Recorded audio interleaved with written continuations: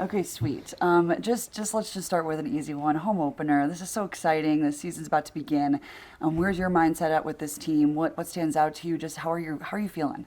Yeah, I think the overall feeling within the group is obviously excitement. I think it's been a long off season and quite a bit of change within the group.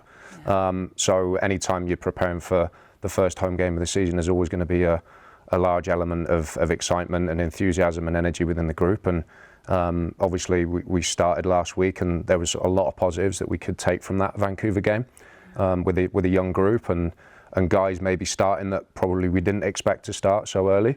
So there's a lot of good things that we can build from that game, looking into, again, what's going to be a really tough game, but a really exciting one against Seattle. Yeah, how difficult is it to have so many new starters and then they didn't know if they were going to start and then they're starting and I guess it takes a nod to your guys' depth that you do have a part of this organization, but just as a coach, how challenging has this been, but maybe also eye-opening at the same time? Yeah, I mean, last week was a challenging week because obviously there was a lot of uncertainty around which guys were going to be available with obviously the visa process first, yeah. And then we had a handful of injuries during the week.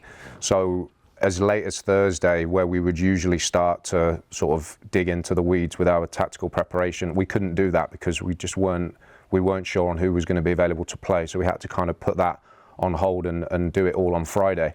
But having said that, I think the guys that came in do deserve a lot of credit. And again, I think an emphasis of ours within our environment is to make sure that everybody's well prepared and everybody within the group knows that when their name gets called, they're clear on what's expected of them. And I think, again, throughout the course of pre-season, when you're sort of mixing and matching lineups and you're staggering minutes and making sure that everyone's getting a decent amount of game time, I think throughout those sort of training sessions and pre-season scrimmage games, the guys are starting to get a good collective understanding of what's expected in and out of possession. And I think we saw that at the weekend. I know the result didn't go the way we wanted, but I think there were large elements of the performance that we were really pleased with. Obviously this year there's been a little bit of a tweak to the structure, at least defensively. And I think, of course, there's always going to be elements that we can improve on, but for the most part, we were really pleased with what the guys were able to put into the game. This might be a rhetorical question, but playing in front of 20,000 fans at America First Field, what's that going to do for the guys? Well, I mean, straight off the bat, I mean, it's obviously going to provide the guys with a lot of energy and with a lot of motivation to want to do our home fans proud. I would imagine a lot of the guys will have family coming into town. And I think anytime we step onto America First Field, we obviously we feel that extra push behind us. And it's no secret, especially in this league, in this country, home field advantage is massive, and it's something that we want to make sure that we take advantage of.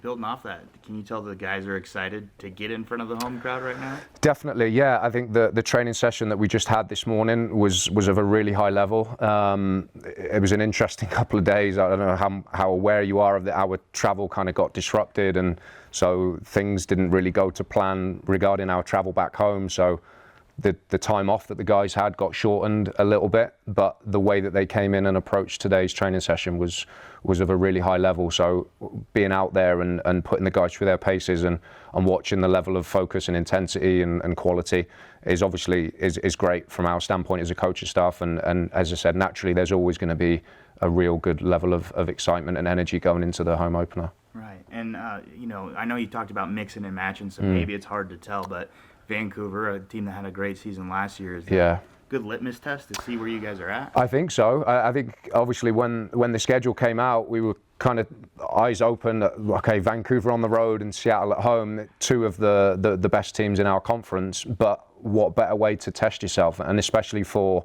a lot of these younger guys that came in for their first sort of meaningful minutes in MLS. And I think they all, I mean, Aiden Hezekani, Luka Moiser, Zach Booth, Sergi Solans coming on in the second half. I think they should all be incredibly proud of the level of performance that they were able to put in. And it certainly gives us confidence now as a coaching staff, knowing that we've got guys in the group that we know that can perform at a high level and compete. And obviously once we get all the guys back from injury and the visa processes, etc., that we're going to have a lot of good competition for places, which is always a healthy thing. Yeah, and we just talked to 2 Utah kids that are now on the team here. Yeah. Have they talked to you at all about what it means to them to be playing? Yeah, I think obviously with Gozo and with Zach Booth, I think anytime you have players in your group that are born and raised and spent their childhood in the city that they're playing professional soccer, it's always going to mean a little bit more to them. I think something that we try and be intentional about when we sign players is the onboarding process and making them aware of what they're playing for regarding the community. But those guys, it's been ingrained in them, it's in their blood. So I think when you see them perform at that level, it's obviously incredibly pleasing, and for the state and the city of Salt Lake, I think it's something that we can be incredibly proud of. And it also, I think, provides a really good level of motivation for all young players now in this state, for them to see 2 of their own, if you like, coming through and playing for the first team. And then obviously Luca and Aiden, a little bit different because they obviously grew up in different states, but they've still come through our academy. So I think it's fantastic now for all our academy players to look at that and know that if you're good enough, you're going to get given an opportunity. So I think it's extremely positive for the whole club. You touched on the kind of the schematic, tactical, formational tweaks. I don't like calling it a full change because I think it is ultimately the same formation in a lot of ways, just maybe tweaked a little bit. Yeah. But was there any kind of hesitancy that you guys had, you and Paulo and the rest of the coaching staff had, when you were putting it in the preseason? And how was it sort of after that first 90 minutes and when, live bullets were flying going? Do you feel like you kind of made the right decision, I guess? Yeah, I mean, I think going into the off-season, there was a lot of discussion amongst the coaching staff and front office about how do we maximise what we have with the group of players that we have at our disposal, with an eye on the recruitment and what players we're looking to bring in, and how does this shape or this structure get the best out of the players that we have at our disposal. And I think we kind of, once we made the decision that this is the way we wanted to go, we were kind of all in, and myself and the other coaches over the off-season were watching a lot of film on other teams that have played in this shape to see kind of, okay, well, if you press against a certain structure, how do the actions and how do the start positions change? For example, defending against a team that's maybe building up in a back 4 as opposed to a back 3. Our build-up structures, again, against different shapes. What little tweaks and movement patterns do we need to implement to enable this structure to be successful? I was fortunate. I went and spent a week in France, actually, at Strasbourg, and they did something similar at the time with Liam Rossigna, who's now at Chelsea. So I was able to kind of get a good idea of teams that operate in this shape. What are the strengths, and maybe what are the potential areas of weakness that we need to make sure that we're aware of. So I think obviously going through the 5 weeks of pre-season, again, you're never going to get it perfect. It's never going to be 10 out of 10. There's always going to be certain nuances that we're going to continuously look at improving. But for the most part, we were happy with how the guys executed. And Vancouver certainly asked certain questions of us in certain moments, and we had to tweak a couple of things midway through the first half, just structurally, defensively, to allow us to maybe be a little bit more solid and maybe not allow them so much space in the wide areas. But yeah, it's going to be a work in progress. But overall, we feel like the guys have bought into it really well. Hey. We've spoke a lot last year, you and I, about how to bring offensive players, especially into the lineup, into the game. Yeah. How does a performance where you were forced, your hand was forced to start like Aiden or Luca even? Yeah. How does a performance like Vancouver help you to get into a granular level with them moving forward, where now they know they can belong? Yeah, I mean, again, going into it, there was that element of unknown, right? We're giving Aiden his first start, we're giving Luca his first start. We've got Gozo playing in a different position now. We've got Zach Booth coming in for his first start in MLS, and again, you can see certain things through the preseason training sessions and the preseason friendlies.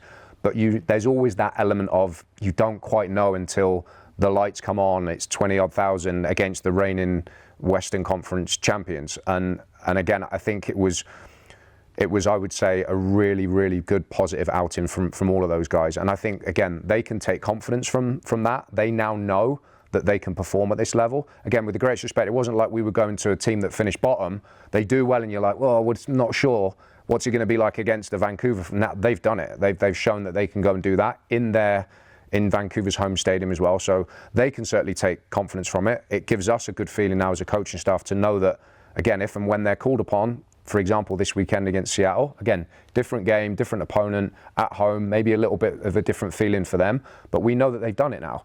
Now, we still know we're going to have these sort of ups and downs and peaks and troughs because that's normal with young players. But knowing that they can do it is obviously is a really good thing for us.